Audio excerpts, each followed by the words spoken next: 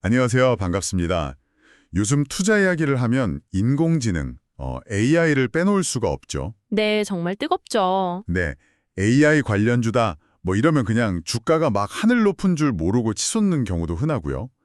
그런데 오늘 우리가 좀 살펴볼 기업은 조금 다른 길을 걷고 있는 것 같아요. 아, 어떤 기업인가요? 바로 에어비앤비인데요. 아, 에어비앤비. 네네. 한때 정말 시장의 기대를 한 몸에 받았는데 이 온라인 여행 플랫폼 주가가 2021년 고점이었잖아요. 그때보다 한 40% 이상 지금 하락한 상태라고 합니다. 꽤 많이 떨어졌네요. 그렇죠. 사업은 계속 확장하고 있고 뭐 AI 기술 도입한다 이런 얘기도 나오면서 새로운 가능성도 보이는데 말이죠. 월가에서는 목표 주가를 현재보다는 높게 잡고는 있지만 또 일부에서는 아예 장기적으로 훨씬 더 큰 그림을 그리고 있기도 하더라고요. 네, 맞아요.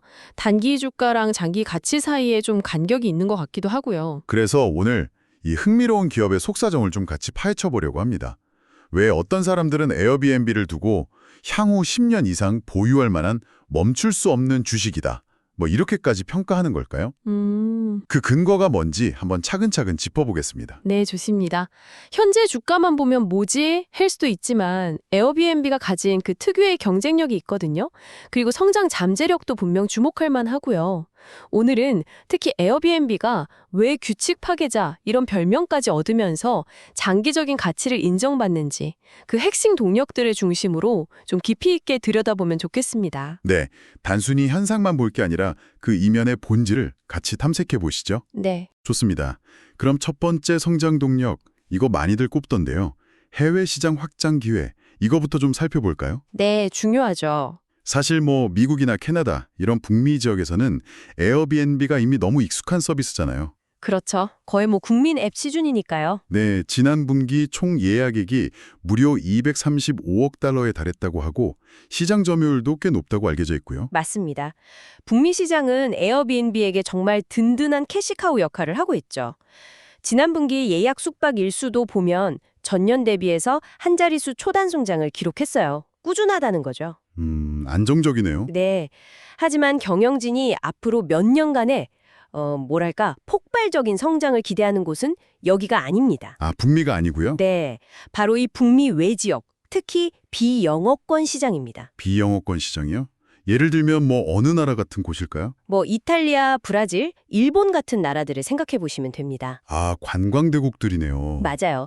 이 나라들 전 세계적으로도 정말 손꼽히는 거대한 관광 대국들이죠. 근데 놀랍게도 이들 시장에서 에어비앤비의 존재감은 아직 북미서에서의 위상에 비하면 훨씬 작습니다. 정말요? 의외인데요. 네, 다시 말해서 아직 개척할 땅이 정말 광활하게 남아있다. 이런 뜻입니다. 그렇군요.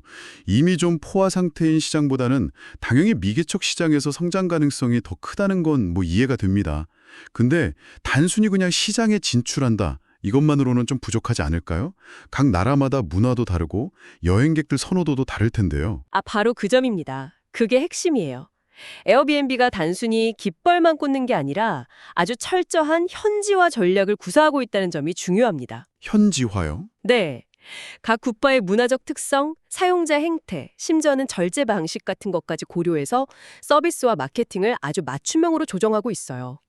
그리고 이런 노력들이 실제로 고객 수요 증가로 이어지고 있고요.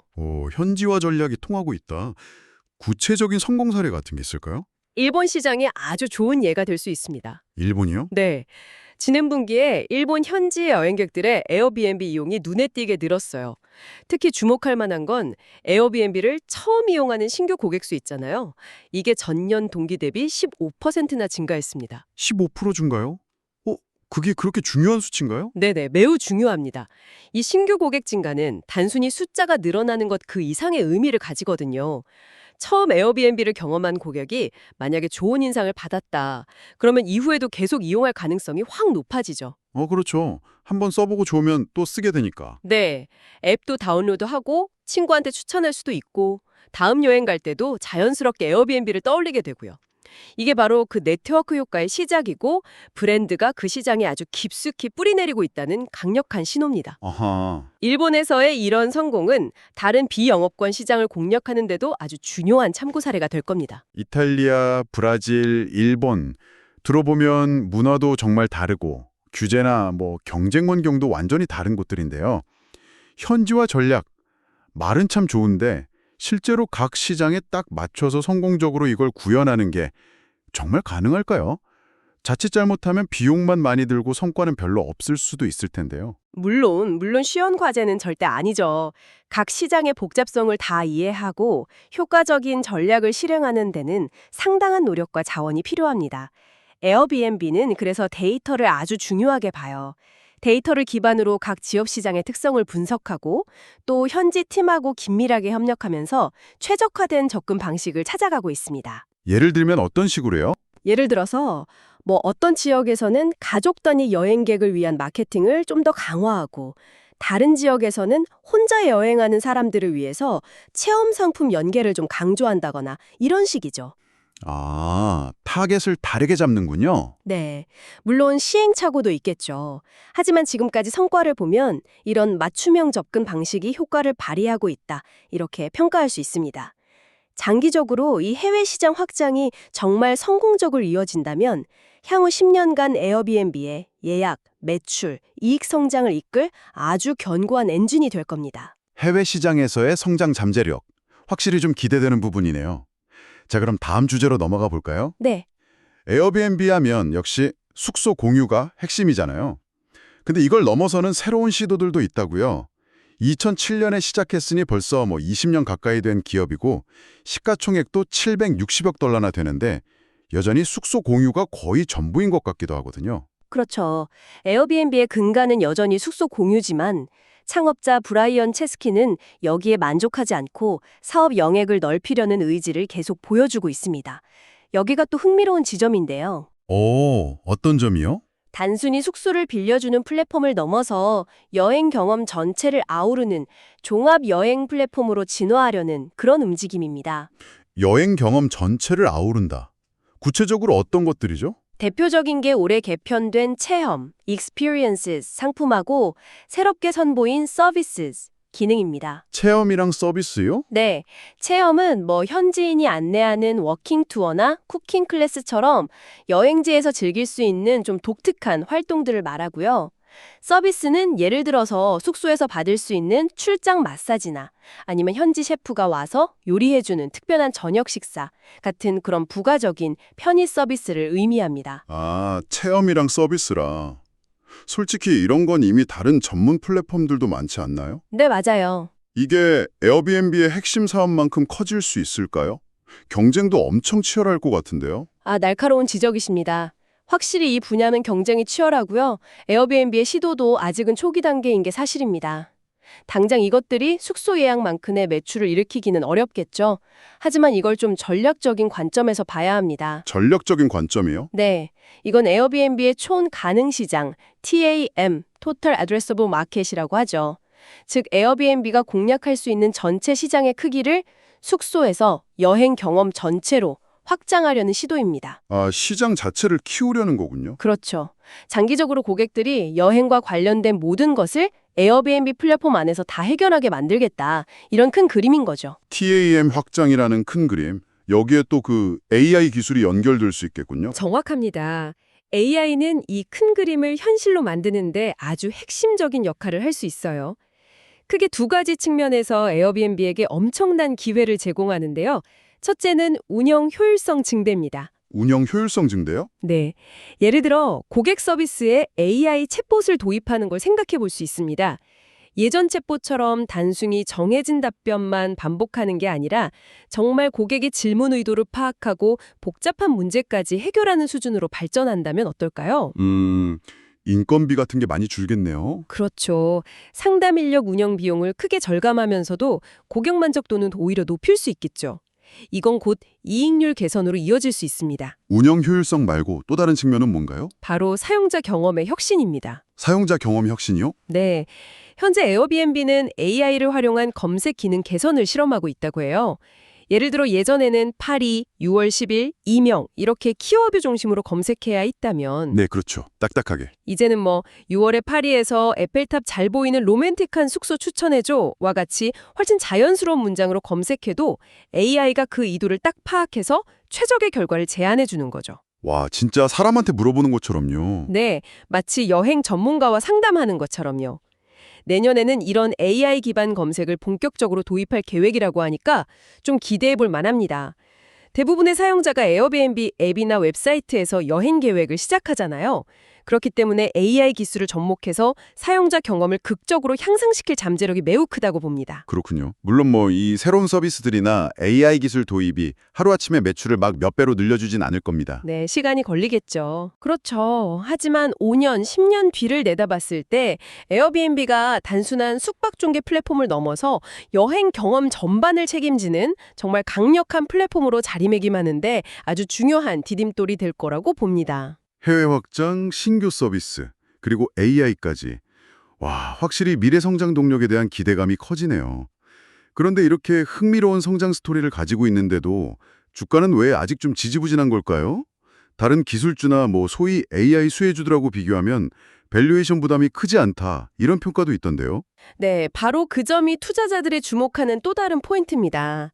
현재 에어비앤비의 기업 가치를 세전 영업이익, EBIT, Earnings Before Interest and Taxes로 나눈 값, 즉 EB/EBIT 배수라는 게 있거든요. 네네. 이걸 보면 약 25배 수준에서 거래되고 있습니다. 여기서 EBIT는 이자하고 세금을 내기 전의 이익, 그러니까 기업의 순수한 영업활동을 통해서 벌어들인 이익을 의미합니다. EBIT 25배? 그게 어느 정도 수준인 건가요? 높다고 봐야 할까요? 아니면 좀 낮다고 봐야 할까요? EBIT는 기업의 실제 영업 현금 창출 능력을 보여주는 지표 중 하나인데요. 순현금, 그러니까 총현금에서 총부채를 뺀 것까지 고려하기 때문에 꽤 유용하게 쓰입니다. 25배라는 수치는 물론 이게 절대적으로 싸다 이렇게 말할 순 없지만 에어비앤비처럼 높은 성장 잠재력을 가진 기술 플랫폼 기업이라는 점, 그리고 현재 보여주고 있는 수익성을 감안할 때 월가에서는 대체로 합리적이다, reasonable 이렇게 평가하고 있습니다. 아, 합리적인 수준이다. 네, 뭐 과도한 거품이 끼어 있다고 보기는 좀 어렵다는 거죠. 여기서 이제 중요한 질문이 나오는 겁니다. 과연 이 합리적인 현재 가격이 우리가 앞서 이야기한 해외 확장, 신규 서비스 도입, AI 기술 접목 같은 미래의 성장 가능성을 충분히 다 담고 있는가 하는 점이죠. 그렇죠. 만약 그렇지 않다면 현재 주가는 상당히 매력적인 진입 기회가 될 수 있다. 이런 해석이 가능합니다. 미래 성장성을 고려하면 현재 밸류에이션이 매력적일 수 있다, 이 말씀이시군요. 재무적으로 또 살펴볼 만한 부분이 있을까요? 네. 현재 에어비앤비의 EBT 마진율, 그러니까 영업활동으로 벌어들인 이익이 매출에서 차지하는 비중이 약 22.5% 수준입니다. 22.5%면 꽤 괜찮은 거 아닌가요? 네, 이미 상당히 견조한 수익성인데 장기적으로는 더 개선될 여지가 있습니다. 앞서 말씀드린 해외 시장 확장이 이제 본궤도에 오르고 AI를 통한 운영 효율화가 더해지고 또 신규 서비스들이 자리를 잡으면서 규모의 경제 효과가 나타나면 이 마진율은 더 높아질 수 있습니다. 아, 비용은 줄고 이익은 늘어나는? 그렇죠. 초기 투자 비용이 점차 회수되고 수익성이 개선되는 그런 구간에 진입할 수 있다는 거죠. 매출 성장세도 주목해야 합니다. 현재 연간 매출 성장률이 약 13% 수준인데 앞으로도 몇 년간은 두 자릿수 성장을 이어갈 수 있을 것으로 기대됩니다. 오, 13% 성장. 꾸준하네요. 네, 꾸준한 매출 성장은 기업 가치 상승의 가장 기본적인 동력이죠. 마지막으로 경영진이 자사주 매입 프로그램을 통해서 주주들에게 현금을 돌려주기 시작했다는 점도 긍정적인 신호로 볼 수 있습니다. 자사주 매입이요. 그게 왜 긍정적인가요? 자사주 매입은 시장에 유통되는 주식 수를 줄여서 주당 순이익, EPS라고 하죠. 이걸 높이는 효과가 있습니다. 아하. 이건 회사가 벌어들인 이익에 대한 자신감을 보여주는 동시에 장기적인 주주 가치를 높이겠다는 의지를 나타내는 것으로 해석할 수 있습니다. 그렇군요. EBIT 25배가 지금은 합리적이라고 해도 만약 말씀하신 대로 두 자릿수 성장이 계속되고 마진율까지 개선된다면 장기적으로는 어느 정도의 가치 평가를 기대해 볼 수 있을까요? 혹시 뭐 비교할 만한 사례 같은 게 있을까요? 미래의 정확한 주가나 밸류에이션을 예측하는 건 사실 불가능하 가깝죠. 그렇죠. 네. 다만 유사한 성장 궤적을 보였던 다른 성공적인 플랫폼 기업들의 사례를 참고해 볼 수는 있을 겁니다. 지속적인 성장과 수익성 개선이 확인된다면 시장은 당연히 더 높은 가치를 부여하게 될 거고요. 중요한 건 뭐 단기적인 주가 등락보다는 회사가 계획한 성장 전략들을 실제로 하나하나 구현해 나가면서 꾸준히 기업 가치를 높여갈 수 있느냐, 이 점입니다. 지금까지 보여준 실행력과 앞으로의 잠재력을 고려할 때 현재의 그 합리적인 밸류에이션은 분명 매력적인 요소라고 할 수 있습니다. 네, 오늘 이야기를 쭉 종합해보니 그림이 좀 더 명확해지는 것 같습니다. 강력한 브랜드, 그리고 네트워크 효과를 기반으로 한 북미 외 시장에서의 엄청난 성장 잠재력, 네, 그리고 숙소 공유를 넘어서 여행 경험 전체로 확장하려는 시도. 맞습니다. 여기에 또 AI 기술을 접목해서 효율성도 높이고 사용자 경험도 혁신할 가능성. 그렇죠. 그리고 이 모든 잠재력에 비해서 아직은 부담스럽지 않은 밸류에이션과 주주 친화적인 정책까지. 네, 여러 가지 긍정적인 요인들이 있죠. 자, 이 모든 퍼즐 조각들을 이렇게 맞춰보면 왜 일부 분석가들이 에어비앤비를 현재 가격에서 주목하면서 멈출 수 없는 주식이라고까지 부르는지 그 이유를 조금이나마 엿볼 수 있었던 것 같습니다. 청취자 여러분께서는 오늘 이야기에서 어떤 부분이 가장 흥미로우셨나요? 네, 오늘은 에어비앤비가 가진 다층적인 성장 가능성하고 현재 시장에서의 평가를 함께 살펴보았습니다. 단기적인 시장 분위기나 주가 흐름에 너무 일일비하기보다는 기업의 본질적인 경쟁력과 장기적인 성장 동력을 파악하는 게 중요하다는 점을 다시 한번 생각하게 되네요. 맞습니다. 마지막으로 청취자 여러분께 생각해 볼 거리를 하나 던져드리고 싶습니다. 네, 어떤 거죠? 에어비앤비의 사업은 본질적으로 전 세계 사람들의 이동과 교류, 즉 여행이라는 행위에 아주 깊숙이 뿌리내리고 있습니다. AI 도입이나 사업 확장을 통해서 미래 변화에 대비하고는 있지만 만약에요, 우리가 예상치 못한 팬데믹이나 아니면 지정학적 위기 같은 그런 전 지구적 사건이 발생한다면 어떨까요? 아, 그렇죠. 그런 변수는 항상 있죠. 혹은 단순한 경기 침체를 넘어서 사람들이 여행하는 방식이나 그 이유 자체가 근본적으로 달라진다면 과연 에어비앤비가 그리고 있는 그 멈출 수 없는 장기 성장 스토리는 어떻게 될까요?